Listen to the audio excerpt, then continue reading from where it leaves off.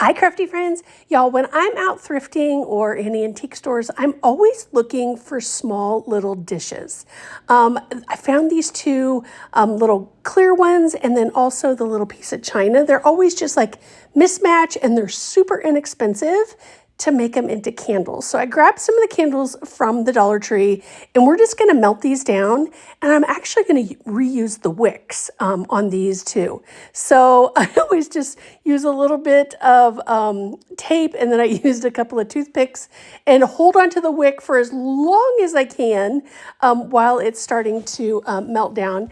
And then you can finally like pull out that, you'll see here in just a second, it'll be like one blob of of wax that's yet to melt. So I'll pull that out with some tongs, and then I will remove the wick there, and then we'll reuse them over in the little dishes that we have.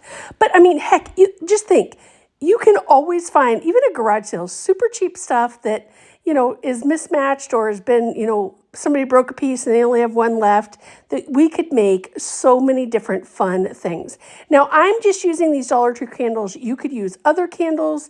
You could add a scent to them if you wanted to, totally up to you. But this is just such an easy way to do it. And you guys, interestingly enough, something I noticed when I melted down, as you can tell, these are white candles. But when they melted down, it almost took on like this pink color, which I was like, what? So here you can see I'm just adding a little hot glue to the bottom, and we'll just hot glue that wick in. That way it just stays down, and then we'll pour all of the liquid in around it. That's just like the easiest way that I have found to do that. But it was just so interesting to me that it did that.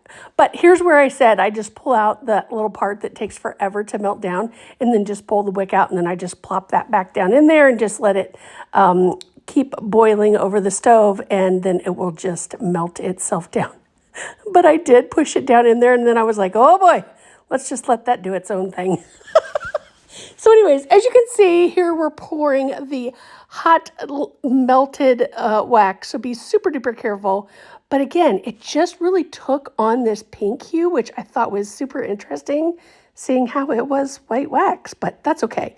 So once that's done, we will just pour it all in there, set them aside, let them dry. You can see I'm kind of holding up that wick.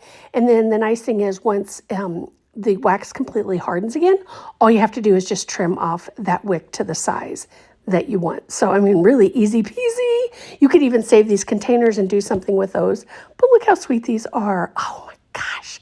I just love. I love repurposing items. All right, friends, thanks so much for watching. Don't forget to follow the page for more crafts. Thanks, friends.